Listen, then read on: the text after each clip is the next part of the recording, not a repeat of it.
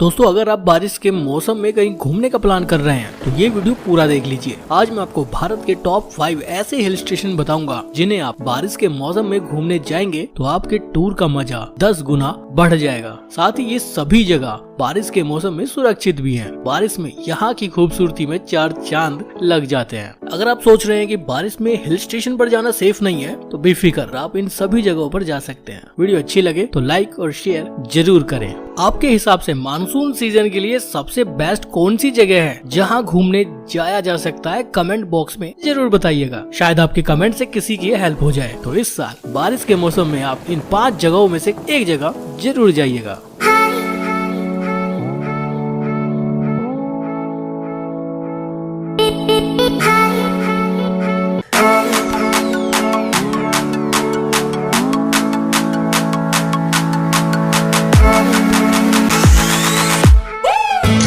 इस लिस्ट में नंबर 5 पर है मेघालय। मेघालय भारत का एक हिल स्टेशन नहीं बल्कि एक पूरा राज्य है और बरसात के मौसम में बारिश के मौसम में इस राज्य की खूबसूरती बहुत ज्यादा बढ़ जाती है। मेघालय में कई खूबसूरत पर्यटन स्थल हैं। यहाँ आपको पर्वतमाला, ऊंचे पठार, खूबसूरत झरने, नदियाँ, हरी भरी घास के मैदान के साथ ही कुछ नेचर के खूबसूरत व्यूज देखने के लिए मिलेंगे। शानदार लैंडस्केप देखने के लिए मिलेंगे। मेघालय की राजधानी है शिलोंग जो काफी लोकप्रिय टूरिस्ट डेस्टिनेशन है। वहीं मेघालय का चेरापूंजी पूरी दुनिया में सबसे अधिक बारिश के लिए जाना जाता है। हर साल लाखों की संख्या में टूरिस्ट मेघालय घूमने आते हैं। वैसे तो मेघालय में बहुत सारे टूरिस्ट स्पॉट हैं जो अलग अलग शहरों में घूमने के लिए मिल जाएंगे, लेकिन कुछ डेस्टिनेशन ऐसे हैं जहां आपको जरूर जाना चाहिए। उसमें से है काफी सारी अलग अलग जगह हैं। आप 1 दिन या 2 दिन शिलोंग के लिए भी दे सकते हैं। आप डॉकी झील देखने जरूर जाइएगा। डॉकी झील अपनी खूबसूरती के लिए पूरी दुनिया भर में प्रसिद्ध है। इस झील का पानी एकदम कांच की तरह चमकता है और साफ है। मानसून के समय में डॉकी झील का नजारा और भी ज्यादा खूबसूरत हो जाता है। चेरापूंजी आप जा सकते हैं। दुनिया भर में सबसे अधिक बारिश के लिए प्रसिद्ध है। ये जगह बहुत खूबसूरत है। कई अलग अलग खूबसूरत झरने आपको यहाँ देखने के लिए मिलेंगे। प्रकृति प्रेमियों के लिए ये एक शानदार जगह है। यहाँ आपको रूट ब्रिज देखने के लिए मिलेंगे। इसके अलावा भी कई अलग अलग जगह है मेघालय में घूमने के लिए, जैसे एलिफेंट फॉल जो भारत ही नहीं बल्कि पूरी दुनिया में बहुत ज्यादा प्रसिद्ध है। इसके अलावा मेघालय में यूँ तो घूमने के लिए बहुत कुछ है। आप आराम से यहाँ पर 5 से 6 दिन बिता सकते हैं। बाकी आप पर डिपेंड करता है कितना बड़ा टूर बनाते हैं। लिस्ट में नंबर 4 पर है केरल। केरल किसी भी प्रकार की छुट्टियों के लिए भारत के सबसे फेमस टूरिस्ट प्लेसेस में से एक है। इसे देवताओं के देश के रूप में जाना जाता है। केरल यहाँ के नारियल, बैक वाटर, यहाँ की संस्कृति, धार्मिक मान्यताओं के साथ साथ समुद्री बीच और भी बहुत सी अलग अलग जगहों के लिए फेमस है। केरल को गॉड ऑन कंट्री के नाम से भी जाना जाता है। केरल में घूमने के लिए बहुत कुछ है। आप यहाँ एलेप्पी घूम सकते हैं जिसे पूर्व का वेनिस बोला जाता है। मुन्नार घूमने जाइए। हनीमून कपल्स के लिए एक शानदार जगह है। वायनाड आप जा सकते हैं। सादा जीवन और केरल की कुछ ट्रेडिशनल चीजें आपको यहाँ देखने के लिए मिलेंगी। थेकड़ी वन्य जीवों का स्थान, वाइल्ड लाइफ सेंचुरी आप देखने जा सकते हैं। अगर आप स्पिरिचुअल टूर करना चाहते हैं तो भी केरल आपके लिए बेस्ट रह सकता है। आप कोच्चि सिटी घूमिए। अरब सागर की रानी बोला जाता है। यहाँ का ग्रामीण जीवन अगर आप देखना चाहते हैं तो कोवलम आप आइए। बहुत ही सुंदर जगह है केरल। कहते हैं कि सर्दियों के मौसम में केरल बहुत सुंदर रहता है, लेकिन अगर आप मानसून में आएंगे, बारिश के मौसम में आएंगे तो यहाँ की खूबसूरती और भी ज्यादा बढ़ जाती है। यहाँ के बैकवाटर में बोटिंग करने का एक खूबसूरत अनुभव आपको होगा। ट्री हाउस में आप यहाँ स्टे कर सकते हैं। अलग अलग बहुत से हिल स्टेशन यहाँ पर बने हुए हैं। रेनी सीजन में, बरसात के सीजन में, मानसून सीजन में यहाँ की खूबसूरती बहुत ज्यादा बढ़ जाती है। तो मेरे हिसाब से अगर आप 5 से 6 दिन का टूर प्लान कर सकते हैं तो केरल एक बेस्ट चॉइस हो सकता है। लिस्ट में नंबर 3 पर है मसूरी। मसूरी उत्तराखंड की राजधानी देहरादून से मात्र 35 किलोमीटर की दूरी पर स्थित है। बारिश के मौसम में, मानसून के मौसम में मसूरी की खूबसूरती में 4 चांद लग जाते हैं। आना जाना भी सेफ है। आसानी से आप यहाँ घूम भी लेंगे। बरसात के मौसम में घूमने का मजा भी कई गुना बढ़ जाता है मसूरी में। देहरादून में एयरपोर्ट भी है, देहरादून में रेलवे स्टेशन भी है और बाय रोड भी अच्छे से कनेक्टेड है देहरादून। और देहरादून से मात्र 35 किलोमीटर की रोड ट्रिप करके मसूरी पहुंच सकते हैं। रेनी सीजन में आएंगे तो ये रास्ता और भी ज्यादा खूबसूरत हो जाता है। घूमने के लिए भी मसूरी में 20 से ज्यादा अलग अलग जगह हैं जहां आप जा सकते हैं। देहरादून से मसूरी आते वक्त ही आप 5 से 6 अलग अलग जगहों को घूम सकते हैं। मसूरी पहुंचने के बाद वहां पर आप बहुत सी अलग अलग जगहों को घूमने जा सकते हैं। मसूरी में आप जहां भी खड़े होंगे ना, रेनी सीजन में आप चारों तरफ बहुत सुंदर व्यू देख पाएंगे। इसीलिए पहाड़ों की रानी बोला जाता है मसूरी को। वैसे तो पूरे साल यहाँ टूरिस्ट की भीड़ लगी रहती है, लेकिन रेनी सीजन में यहाँ की खूबसूरती देखने लायक हो जाती है। मसूरी कैसे आना है, कैसे घूमना है, इसकी फुल डिटेल वीडियो मैं बना चुका हूँ, जिसका लिंक इस वीडियो के डिस्क्रिप्शन में आपको मिल जाएगा। आप चाहे तो वो वीडियो देख सकते हैं। अगर आपके पास समय नहीं है, 2-3 दिन के लिए टूर प्लान करना है, तो वेदर फोरकास्ट चेक कीजिए और मसूरी घूमने आ जाइए। 2 से 3 दिन में आप पूरा मसूरी साथ में धनौल्टी भी घूमने आ सकते हैं।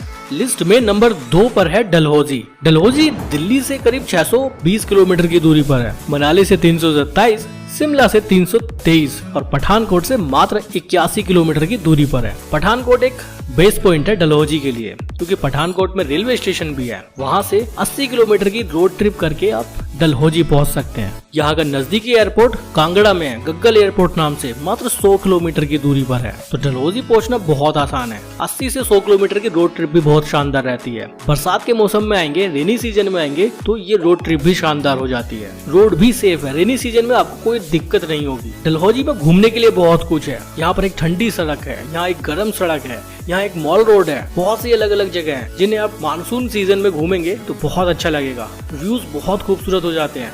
आपको ऐसा महसूस होगा कि आप बादलों के पार पहुंच चुके हैं। और यहाँ का शांत वातावरण मानसून सीजन में और भी ज्यादा सुकून देने वाला हो जाता है। बहुत ज्यादा भीड़ भाड़ डलहौजी में नहीं रहती है। जहाँ दूसरे हिल स्टेशन पर बहुत ज्यादा रश रहता है, बहुत ज्यादा भीड़ रहती है, वहीं डलहौजी थोड़ा शांत हिल स्टेशन है। यहाँ से आप पंचपुला देखने जा सकते हैं। आप चाहें तो डलहौजी से खजियार टूर भी कर सकते हैं। डलहौजी से खजियार मात्र 22 किलोमीटर है। 1 घंटे की रोड ट्रिप में आप खजियार पहुंच जाएंगे। ये जो नजारा आप देख रहे हैं, ये खजियार का है। मानसून सीजन में इस जगह की खूबसूरती बहुत ज्यादा बढ़ जाती है। बहुत सी अलग अलग एडवेंचर एक्टिविटीज आप यहाँ पर कर सकते हैं। खजियार में भी कुछ दूसरी जगहों पर आप घूमने जा सकते हैं, जैसे 25 फीट की हनुमान स्टैचू यहाँ पर बनी हुई है, वो देखने जा सकते हैं। खाजीनाग टेम्पल देखने जा सकते हैं। लॉर्ड शिवा स्टैचू देखने जा सकते हैं। यहाँ पर आप ट्रैकिंग को एंजॉय कर सकते हैं। बहुत सी एडवेंचर एक्टिविटीज यहाँ कराई जाती है, जैसे पैराग्लाइडिंग, जॉर्बिंग। और खजियार से करीब 4.5 किलोमीटर की दूरी पर चंबा रोड पर मणि महेश कैलाश दर्शन भी आप कर सकते हैं। वो डिपेंड करेगा वेदर पर। वैसे तो खजियार से सच पास का भी टूर किया जाता है, जहां आपको अनलिमिटेड स्नो देखने के लिए मिलेगी। आप किसी भी सीजन में चले जाइए, बर्फ आपको वहां मिल ही जाएगी। तो रेनी सीजन में, बारिश के मौसम में डलहौजी भी एक बेस्ट ऑप्शन हो सकता है। अगर आप डलहौजी घूमने का प्लान कर रहे हैं, तो डलहौजी की फुल इन्फॉर्मेटिव वीडियो मैं बना चुका हूँ, जिसका लिंक इस वीडियो के डिस्क्रिप्शन में आपको मिल जाएगा। आप डलहौजी की वो वीडियो जरूर देखिएगा। आपको पूरी इन्फॉर्मेशन मिल जाएगी कि डलहौजी घूमना कैसे है, कितना खर्चा होगा, कितना समय लगेगा और कैसे कहाँ कहाँ घूमने जाना है। लिस्ट में नंबर 1 पर है दार्जिलिंग। दार्जिलिंग वेस्ट बंगाल में स्थित है। दिल्ली से दूरी बहुत ज्यादा है, 1500 किलोमीटर से भी ज्यादा। कोलकाता से करीब 650 किलोमीटर की दूरी पर है। लेकिन दार्जिलिंग का नजदीकी जो एयरपोर्ट है वो बागडोगरा में है, मात्र 70 किलोमीटर की दूरी पर। आप फ्लाइट से बागडोगरा पहुंच जाइए। ट्रेन से आना चाहते हैं तो 2 नजदीकी रेलवे स्टेशन है, एक सिलीगुड़ी और एक एनजेपी। सिलीगुड़ी से करीब 63 किलोमीटर की दूरी पर है दार्जिलिंग, और एनजेपी से करीब 73 किलोमीटर की दूरी पर। तो बाय ट्रेन, बाय फ्लाइट आप आसानी से दार्जिलिंग पहुंच जाएंगे। 70-80 किलोमीटर की रोड ट्रिप कीजिए और दार्जिलिंग पहुंच जाइए। रेनी सीजन में आएंगे तो यहाँ का रोड एडवेंचर बहुत ही शानदार रहता है। शानदार खूबसूरत व्यूज देखने के लिए मिलेंगे। जब आप रोड ट्रिप कर रहे होंगे ना, तो बीच में कई अलग अलग पॉइंट्स पर आप घूमने जा सकते हैं। और रेनी सीजन में इन सभी जगहों की खूबसूरती बहुत बढ़ जाती है। हालांकि दार्जिलिंग में एक टॉय ट्रेन राइड भी होती है। आप चाहें तो एनजेपी से डायरेक्ट टॉय ट्रेन से दार्जिलिंग जा सकते हैं। अब आप इमेजिन कीजिए कि अगर आप टॉय ट्रेन से रेनी सीजन में दार्जिलिंग जाते हैं, तो कल दार्जिलिंग टूर कीजिए। एक दिन आप टाइगर हिल, लामा हाटा, टिंगचुले व्यू पॉइंट जैसी खूबसूरत जगहों को देखने जा सकते हैं। इन सभी जगहों से जो आपको व्यू देखने के लिए मिलेंगे ना मानसून सीजन में, वो ऐसे होंगे कि शायद आपका मन दार्जिलिंग से वापस आने का ही ना हो। एक बार आप दार्जिलिंग जाएंगे ना, तो आप एक्सपीरियंस करेंगे कि वहाँ की ब्यूटी नेक्स्ट लेवल है। आप दार्जिलिंग में पहुँचने के बाद भी वहाँ की टॉय ट्रेन एंजॉय कर सकते हैं, जिसे जॉय राइड बोला जाता है। 1000 से 1500 रुपए टिकट रहता है। वहाँ भी आप घूम सकते हैं। बतासिया लूप आप जाइए, रेनी सीजन में बहुत खूबसूरत लगता है। वैसे तो दार्जिलिंग का वेदर पूरे साल लगभग ठंडा बना रहता है, लेकिन अगर आप मानसून सीजन में बारिश में आएंगे तो यहाँ का टेम्परेचर एक गेम चेंजर की तरह काम करता है। बहुत ज्यादा ठंड नहीं होती है, लेकिन बहुत सुहावना मौसम हो जाता है। लेकिन जितनी भी मैंने आपको जगह बताई है ना, इन सभी जगहों पर अगर आप जाओ तो पर्सनल एक अम्ब्रेला अपने साथ कैरी जरूर करिएगा।